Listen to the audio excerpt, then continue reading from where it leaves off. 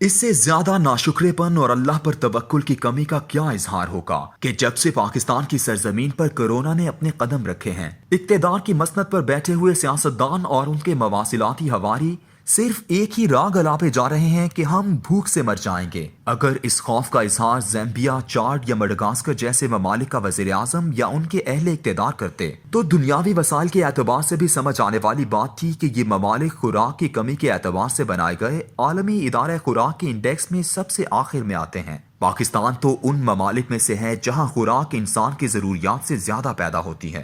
جو ملک ہر سال تقریباً 1.5 کروڑ میٹرک ٹن چاول پیدا کرے اور ضروریات سے زیادہ تقریباً 45 لاکھ میٹرک ٹن غیر ملکی منڈیوں میں بیچے، جو تقریباً 3.25 کروڑ میٹرک ٹن گندم پیدا کرے، لوگ پیٹ بھر کر کھائیں اور پھر 15 لاکھ میٹرک ٹن ایکسپورٹ بھی کرتے ہیں، جہاں ہر سال تقریباً 50 لاکھ میٹرک ٹن دالیں پیدا ہوں اور ان میں سے بھی 1.5 لاکھ میٹرک ٹن بیرون ملک بیچنے کے لیے بچ جائیں۔ ایسے ملک میں اگر دن رات یہ راگ الاپا جائے کہ یہاں لوگ بھوک سے مر جائیں گے تو ارباب اختیار کی عقل پر ماتم کرنے کو جی چاہتا ہے۔ ہر روز چند چہرے ٹیلی ویژن پر آ کر یہی خوف پھیلانے کی کوشش کرتے ہیں۔ ان کے پاس اس خوف کے پیچھے کوئی دلیل نہیں ہے۔ کوئی پوچھے کہ آپ کے پاس معلومات ہیں کہ پاکستان کے پاس اس وقت کتنے دنوں تک کی خوراک میسر ہے، کتنی گندم، دالیں اور سبزیاں موجود ہیں، اور کتنے ہفتوں کے بعد اس ملک میں فاقے شروع ہو جائیں گے، اور کب لوگ بھوک سے مرنے والوں کی لاشیں اٹھا کر قبرستانوں کا رخ کرنے لگیں گے۔ ان تمام سوالوں کا ان کے پاس کوئی جواب نہیں ہے۔ یہ وہ ڈھنڈورچی ہیں جو وزیر اعظم کے منہ سے نکلے ہوئے اس فکرے کو بار بار دہراتے پھرتے ہیں کہ اگر لاک ڈاؤن جاری رہا تو ہم بھوک سے مر جائیں گے۔ کسی کے پاس کوئی اعداد و شمار نہیں ہے، کوئی منصوبہ بندی نہیں۔ پاکستان کا بیوروکریٹ جسے گزشتہ 30 سالوں میں دیوار کی مکھی بنا دیا گیا تھا، وہ خان صاحب کے زمانے میں بھی ناراضگی کے خوف سے سچ نہیں بولتا، حقیقت بیان نہیں کرتا۔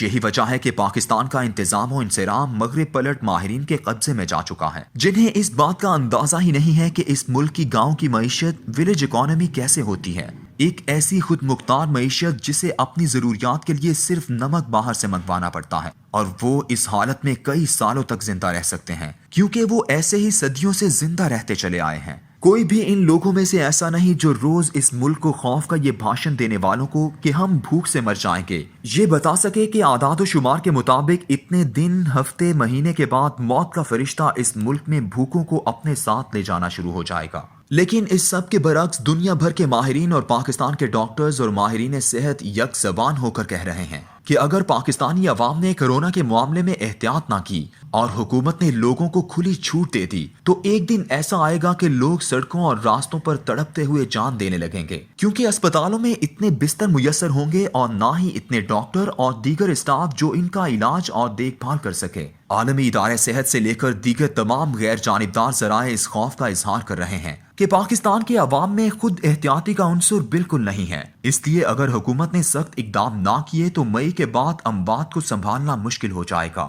لیکن شاید ہم اس ملک کو چلانے کی صلاحیت سے عاری ہو چکے ہیں، یا پھر ہماری نیتوں میں کوئی فتور آ چکا ہے کہ ہم ڈھنگ سے اس نعمتوں سے مالا مال ملک میں آفت سے نمٹنے کی بھی منصوبہ بندی نہیں کر پا رہے۔ آج سے 2 ماہ قبل پوری دنیا پر واضح ہو چکا تھا کہ کورونا کس قدر خطرناک ہے اور اسے کیسے روکا جا سکتا ہے۔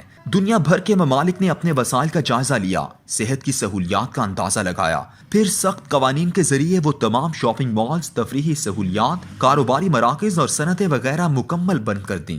یہ تمام مراکز اتنے بڑے تھے کہ ان کے ایک شہر کی معیشت میں پورے پاکستان کی معیشت سما جائے۔ اس کے بعد انہوں نے اپنے لوگوں تک خوراک کے لیے کم سے کم سرمایہ پہنچانے کا بندوبست کیا، چونکہ وہاں سب بینکوں اور کریڈٹ کارڈ وغیرہ کے ساتھ منسلک ہیں، اس لیے یہ کام بہت آسان تھا۔ ٹرمپ نے ایک خاص آمدنی والوں کے بینکوں میں $1200 فی کس جمع کروا دیے۔ پاکستان میں تو کمال ہو گیا، ہر کوئی اپنا پرچم لے کر اٹھا اور کورونا کا مقابلہ کرنے کے لیے دوڑ پڑا۔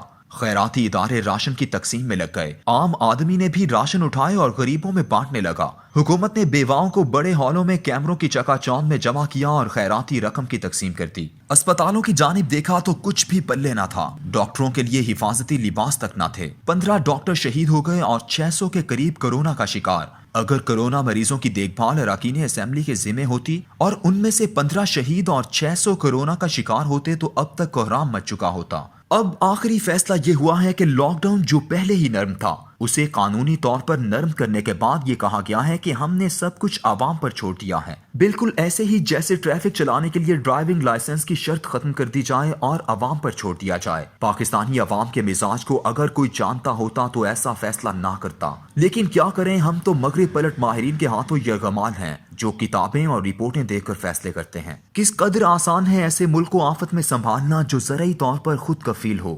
پورے ملک کو فوری طور پر ایسے انتظامی یونٹس میں تقسیم کر دیا جاتا جو زیادہ سے زیادہ 100 گھروں پر مشتمل ہوتے۔ پاکستان میں اس وقت 3 کروڑ 22 لاکھ گھرانے آباد ہیں۔ 100 گھرانوں پر مشتمل یونٹس بنائے جاتے تو 3,22,000 یونٹس بنتے۔ ان میں 50,000 کے قریب گاؤں ہیں جو اوسطاً 1,000 فی گاؤں کی آبادی والے ہیں، یعنی اوسطاً 100 گھروں پر مشتمل ایک گاؤں ہوتا ہے۔ یہاں علاقائی طور پر ایک مکمل انتظامی بندوبست موجود ہوتا ہے، یعنی آپ کو پورے ملک میں صرف 2.5 لاکھ ایسے یونٹس بنانے تھے۔ مثلا کراچی میں 13 لاکھ گھرانے ہیں تو 13,000 یونٹس، اور لاہور میں 70 لاکھ گھرانے ہیں تو 7,000 یونٹس۔ ان 100 گھرانوں میں زیادہ سے زیادہ 20 گھر ایسے ہوتے جو وسائل کی کمی کا شکار ہوتے۔ اول تو ان کی یونٹس کے اندر ہی سے مخیر حضرات مدد فرما دیتے، اور ضرورت پڑتی تو صوبائی اور مرکزی حکومت مدد کرتی۔ ان 2.5 لاکھ یونٹس کے لیے مسجد اور اسکول میسر تھے جنہیں مرکز بنایا جاتا۔